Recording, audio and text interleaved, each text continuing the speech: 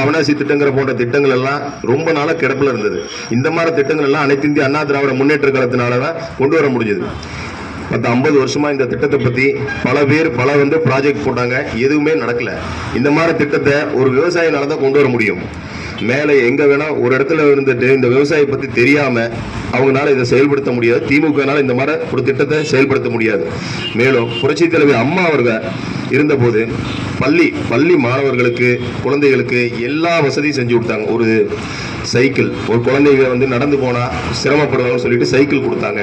School bag கொடுத்தாங்க. School bag உண்டான அந்த பென்சில் பாக்ஸ், பேனா, எல்லா எழுது பொருட்கள் எல்லாமே கொடுத்தாங்க.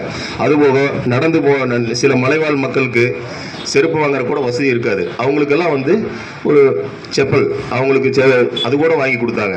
மேலும் மதிய உணவு திட்டம், காலை உணவு திட்டம், இந்த மாதிரி பல திட்டங்கள் கொண்டு வந்தாங்க. அதுபோக அம்மா உணவுங்கிற மகத்தான திட்டத்தை கொண்டு வந்தாங்க. மேலும் இந்த தாலிக்கு தங்கம்ங்கிற ஒரு திட்டத்தை, மகத்தான திட்டத்தை கொண்டு வந்தாங்க. இன்னைக்கு தங்கம் வாங்குறதெல்லாம் அவ்வளவு சாதாரண விஷயம் இல்லை. இதெல்லாம் முன்னாடியே தெரிஞ்சுதான் அம்மா அவர்கள் வீட்டுக்கு கொஞ்சமாவது, ஒருத்தருக்கு கொஞ்சமாவது தங்கம் வேணுங்கிறத மனசுல கொண்டு வந்து பெண்களுக்காக தாலிக்கு தங்கங்கிற திட்டத்தை கொண்டு வந்தாங்க. இந்த மாதிரி பல திட்டங்களை அதிமுக கவர்மெண்ட்ல கொண்டு வந்தது. இது எல்லாமே அதான் அம்மா. அதே மாதிரி ஸ்கூட்டர், பெண்களுக்கான ஸ்கூட்டர் வழங்கும் திட்டம் 25,000 மானியத்தில் எவ்வளவு பெண்கள் ஸ்கூட்டர், அது எல்லா திட்டத்தையுமே முடக்கினவங்க இந்த திமுக அரசாங்கம் தான்.